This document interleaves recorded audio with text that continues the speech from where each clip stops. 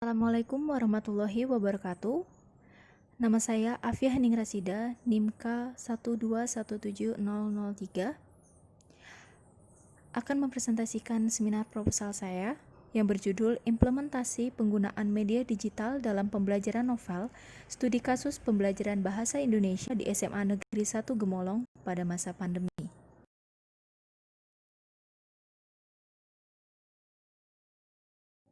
Masuk bab 1, bagian latar belakang. Terdapat 7 poin penting dalam latar belakang penelitian ini, diantaranya yang pertama, pandemi COVID-19. Seperti yang kita ketahui bersama, pandemi COVID-19 atau virus corona telah menyebar di seluruh dunia, termasuk di Indonesia.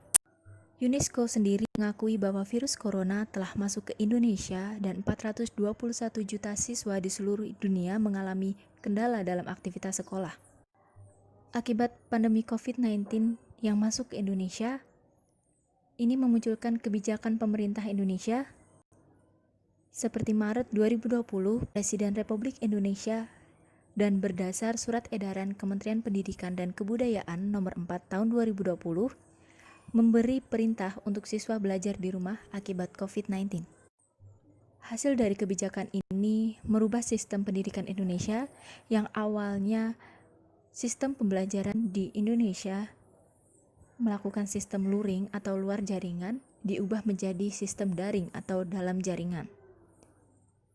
Dalam sistem baru ini tentunya penggunaan media pembelajaran mengalami pembaharuan, yaitu saat pembelajaran di masa pandemi ini, sekolah, guru, dan siswa memanfaatkan penggunaan komputer, internet, gadget, ataupun gawai. Namun dengan adanya kebijakan pemerintah, sistem baru pendidikan yang dibuat, dan juga media pembelajaran dan penggunaan media pembelajaran yang berbeda, ini tidak semerta-merta masalah dalam mengatasi pendidikan di masa pandemi ini selesai. Bahkan sebagian orang merasa bahwa dengan adanya kebijakan baru, sistem baru, dan media pembelajaran baru yang digunakan, ini malah menambah dan membentuk masalah baru bagi kebanyakan siswa, bahkan dialami pula oleh guru dan orang tua. Salah satunya dalam materi novel misalnya. Dari dulu kita ketahui bahwa pembelajaran novel tidak lepas dari buku, tidak lepas dari bukti fisik, autentik buku, yang isinya ada beragam cerita. Kemudian dengan adanya sistem baru, sistem media pembelajaran baru, ini menjadi tantangan baru bagi guru dan juga siswa dalam mempelajari materi novel. Itu sebabnya peneliti menganggap bahwa perlu adanya studi kasus untuk menggambarkan bagaimana kondisi saat ini, kondisi pendidikan saat ini, dan apakah upaya sekolah yang telah dijalankan untuk mengatasi permasalahan ini sudah baik untuk pembelajaran ataupun tidak. Masih dalam bagian latar belakang, terdapat rumusan masalah. Dalam penelitian ini ada 2 rumusan masalah. Yang pertama, bagaimana implementasi guru dalam penggunaan media digital, materi novel pada masa pandemi. Yang kedua, bagaimana masalah pengguna media digital yang dihadapi guru dalam proses pembelajaran pada masa pandemi. Selanjutnya, tujuan penelitian. Tujuan penelitian ini yang pertama menjelaskan implementasi guru dalam penggunaan media digital materi novel pada masa pandemi. Dan yang kedua, menjelaskan masalah penggunaan media digital yang dihadapi guru dalam proses pembelajaran pada masa pandemi. Dan manfaat penelitian. Pertama, penelitian ini dapat menggambarkan kondisi pendidikan saat ini. Yang kedua, penelitian ini dapat memberi pemahaman baru dan bahan evaluasi bagi guru dan juga siswa. Yang ketiga, penelitian ini dapat memberi pengetahuan apa saja media digital yang dapat digunakan dalam pembelajaran. Dalam bab 2, kajian pustaka dan kerangka berpikir, ada pengertian media. Media berasal dari bahasa Latin yang disebut dengan medius, yaitu perantara atau pengantar. Menurut Gerlach dan Ellis 1971, media merupakan manusia, proses, atau materi yang membangun suatu kondisi. Menurut Muson 2010, media merupakan perihal apa saja yang dapat menyalurkan informasi kepada penerima informasi. Media juga sering disebut dengan kata teknologi. Dapat disimpulkan bahwa media merupakan alat dan wadah sebagai sarana dalam menyalurkan informasi yang sifatnya terencana dan tersistem. Selanjutnya ada media digital. Dalam perkembangannya, media sejalan dengan perkembangan teknologi. Teknologi yang muncul terakhir ialah mikroprosesor yang melakukan pemakaian komputer dengan kegiatan interaktif. Hasil yang dihasilkan dari teknologi mikroprosesor ini salah satunya gadget atau gawai. Dalam buku komunikasi dan definisi modifikasi dijelaskan media baru ada 4 kategori. Yang pertama, media komunikasi personal, media permainan interaktif, media pencarian informasi, media partisipatoris. Dapat disimpulkan bahwa media digital merujuk pada upaya seseorang dalam mengenal, mendalami, mencari, dan menggunakan teknologi tambahan atau teknologi digital. Selanjutnya, penggunaan media digital dalam pembelajaran. Menurut Sujana 2010 dan Arsyad 2017, dalam memilih media dalam pembelajaran harus memiliki beberapa aspek, yakni pertama, ada ketepatan dengan tujuan pembelajaran. Media harus membantu terhadap isi bahan. Media harus praktis, luas, dan bertahan. Adanya keterampilan guru dalam mengoperasikannya. Media memiliki mutu teknis, dan media sesuai dengan kemampuan siswa. Dengan memperhatikan prinsip-prinsip di atas, prinsip ini sejalan dengan penggunaan media digital yang saat ini sangat dibutuhkan dalam proses pembelajaran, sehingga dalam pemilihan media digital di dunia pendidikan perlu diperhatikan dengan baik.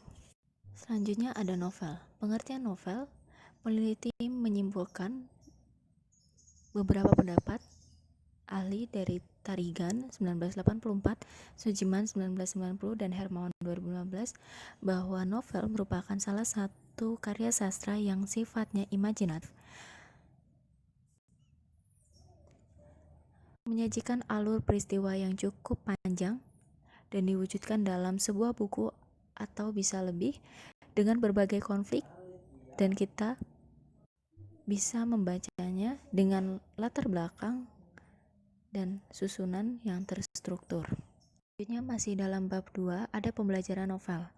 Pembelajaran bahasa Indonesia peminatan di sekolah menengah atas atau SMA jurusan Ilmu Bahasa dan Budaya IBB kurikulum 2013 di dalam mencakup materi novel yang memiliki kompetensi isi, mengulas isi dan unsur kebahasaan novel dan menyajikan ulasan tersebut secara lisan maupun tulisan.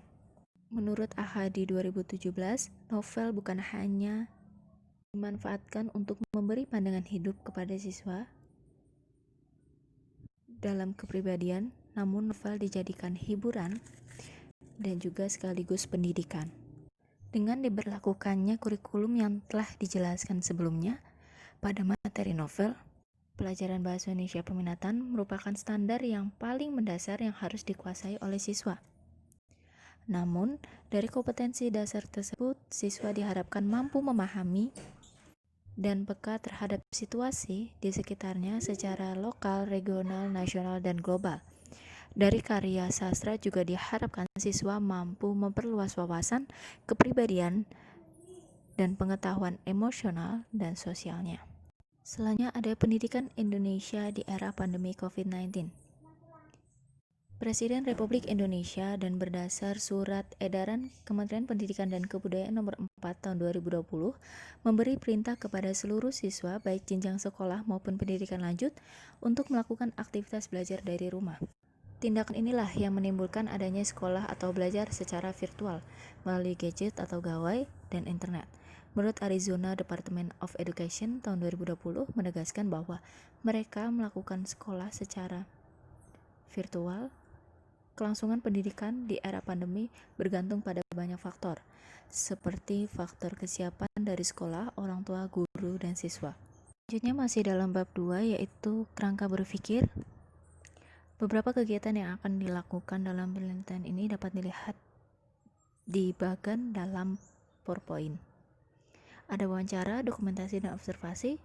Wawancara untuk menggali informasi dengan guru mengenai implementasi penggunaan dan juga masalah yang dihadapi. Kemudian observasi dilakukan pada proses pembelajaran, mulai dari perencanaan, pelaksanaan, kemudian penilaian. Masuk ke dalam bab 3, yaitu metode penelitian. Untuk tempat, peneliti memilih tempat penelitian di SMA Negeri 1 Gemolong dengan alamat Jalan Citro Sancakan, Tegal Dowo Gemolong, Sragen 57274, Jawa Tengah. Selanjutnya untuk estimasi waktu yang dibutuhkan dapat dilihat dalam tabel di PowerPoint. Ada penyusunan proposal Oktober hingga November. Ada pengajuan proposal dan perizinan November hingga Desember. Pengumpulan data November hingga Desember, analisis data November hingga Desember, reduksi data Desember hingga Januari, penyusunan dan revisi laporan Desember hingga Januari. Selanjutnya untuk pendekatan dan jenis penelitian. Pendekatan yang digunakan dalam penelitian ini yaitu studi kasus dengan jenis desain deskriptif yang sifatnya memusat dalam sebuah fenomena sehingga penelitiannya lebih dalam dan rinci. Untuk data penelitian, dalam penelitian ini menggunakan data primer. Menurut Sugiono 2011, data primer ialah data yang melalui proses observasi dan wawancara. Selanjutnya ada sumber data. Sumber data dalam penelitian ini ada narasumber dan informan, yaitu guru mata pelajaran Bahasa Indonesia Peminatan kelas 12 SMA Negeri 1 Gemolong. Kemudian ada peristiwa, yaitu proses pembelajaran materi novel. Selanjutnya ada dokumen dan bukti fisik lainnya seperti perangkat pembelajaran, aplikasi atau media yang digunakan dalam pembelajaran. Selanjutnya pengambilan sampel dalam penelitian. Pengambilan sampel dalam penelitian kali ini menggunakan purposive sampling dengan adanya pertimbangan khusus informan, yaitu guru mata pelajaran Bahasa Indonesia Peminatan kelas 12 di SMA Negeri 1 Gemolong yang mengajar materi novel, dan juga pertimbangan khusus siswa, yaitu siswa kelas 12 jurusan Ilmu Bahasa dan Budaya yang mendapat materi novel di mata pelajaran Bahasa Indonesia Peminatan. Selanjutnya ada pengumpulan data penelitian. Teknik pengumpulan data penelitian kali ini ada observasi, yaitu proses pembelajaran, melihat interaksi guru terhadap siswa dan juga keaktifan siswa dalam pembelajaran. Teknik pengumpulan data kedua yaitu wawancara. Wawancara dilakukan dengan guru mata pelajaran SMA Negeri 1 Gemolong yang mengampu mata pelajaran Bahasa Indonesia Peminatan kelas 12. Selanjutnya teknik pengumpulan data yaitu dokumen. Dokumen ini digunakan sebagai pendukung dari tahap observasi dan wawancara. Selanjutnya, uji validitas data. Teknik uji validitas data dalam penelitian ini ada triangulasi data, yaitu menggali dari beberapa sumber data yang berbeda, yakni observasi, wawancara, dan dokumen. Teknik uji validitas data selanjutnya ada review informan. Review informan ini dilakukan untuk memperoleh persetujuan dari informan atas data atau informasi yang didapatkan dan keakuratan data tersebut. Selanjutnya, analisis data. Teknik analisis data dalam penelitian ini ada pengumpulan data dari tahapan observasi, wawancara, dan dokumen. Selanjutnya ada reduksi data, yaitu mencatat informasi yang telah didapatkan, kemudian dipilah kembali agar mudah dipahami. Selanjutnya yang ketiga ada penyajian data, yaitu menyajikan data hasil reduksi dengan menyusun pola hubungannya. Selanjutnya ada penarikan simpulan. Penarikan simpulan ini setelah melalui beberapa tahap sebelumnya, yaitu pengumpulan data, reduksi data, dan penyajian data. Masih dalam bab 3, yaitu prosedur penelitian. Dapat dilihat dalam bagan di PowerPoint, ada prosedur penelitian pengajuan judul, selanjutnya penyusunan proposal, selanjutnya perizinan penelitian, selanjutnya pengumpulan data, selanjutnya analisis data, selanjutnya penarikan simpulan. Jika penarikan simpulan ini masih ditemui beberapa hal yang kurang